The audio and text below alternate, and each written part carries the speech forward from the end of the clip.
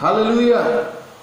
Hari ini saya akan bagikan firman Tuhan bagi kita untuk menguatkan dan meneguhkan kita senantiasa hidup di dalam kasih karunia, tentang kebangkitan Kristus dan kebangkitan tubuh kita. Pada masa kira-kira 2000 tahun yang lalu, ketika Yesus dikuburkan selama 3 hari, seolah-olah iblis menang. Tetapi setelah Yesus bangkit pada hari yang ketiga, kekalahan iblis untuk selamanya. Yesus menyatakan kemenangan sampai selama-lamanya. Kemenangan yang kekal menjadi milik Yesus. Kita akan baca firman Tuhan dalam 1 Korintus 15 ayat 35 sampai dengan ayat yang ke-58. Dan kita tidak akan baca saat ini semuanya.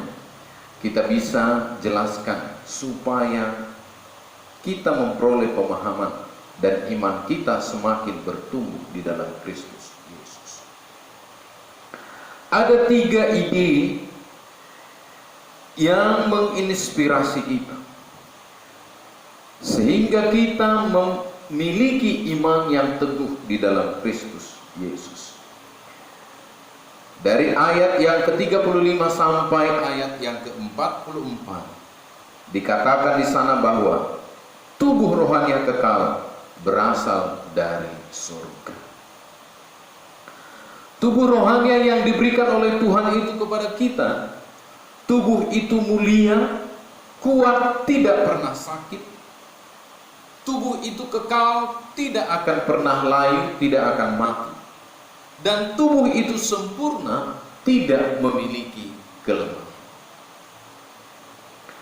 Tubuh kebangkitan itu lebih bagus dari tubuh yang kita miliki sekarang ini. Karena tubuh itu diciptakan oleh Tuhan untuk hidup yang kekal. Dan tubuh itu juga memiliki kepribadian dan ciri khas kita sendiri. Tetapi itu akan disempurnakan melalui karya Kristus. Jadi tubuh kebangkitan itu sempurna tanpa kelemahan. Untuk itu mari tetap beriman kepada Bapa di dalam Kristus Yesus Tuhan kita.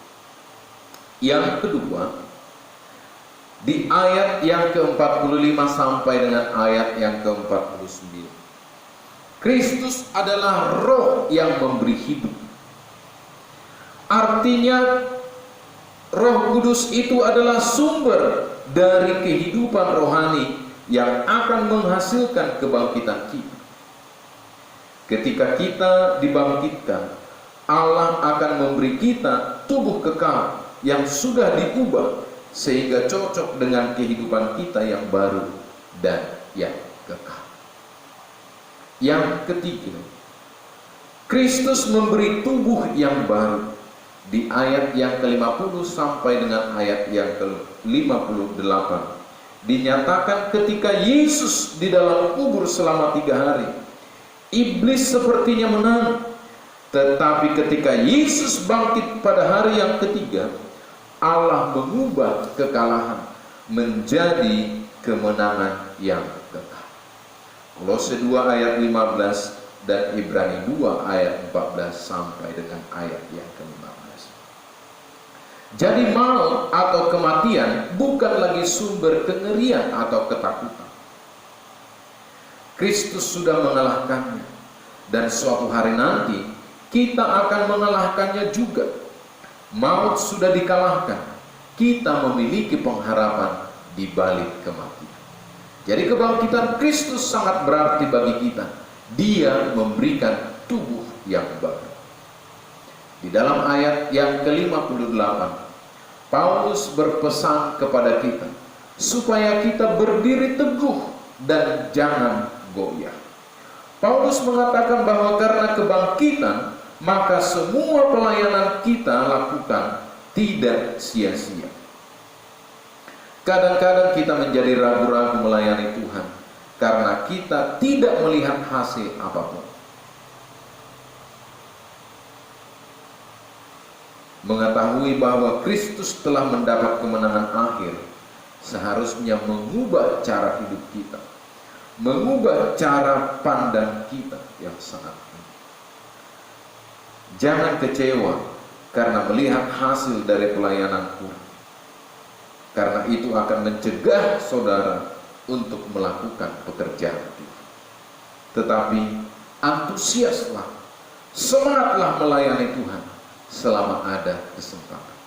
Dan melayani Tuhan tidak dibatasi oleh ruang, tidak dibatasi oleh waktu.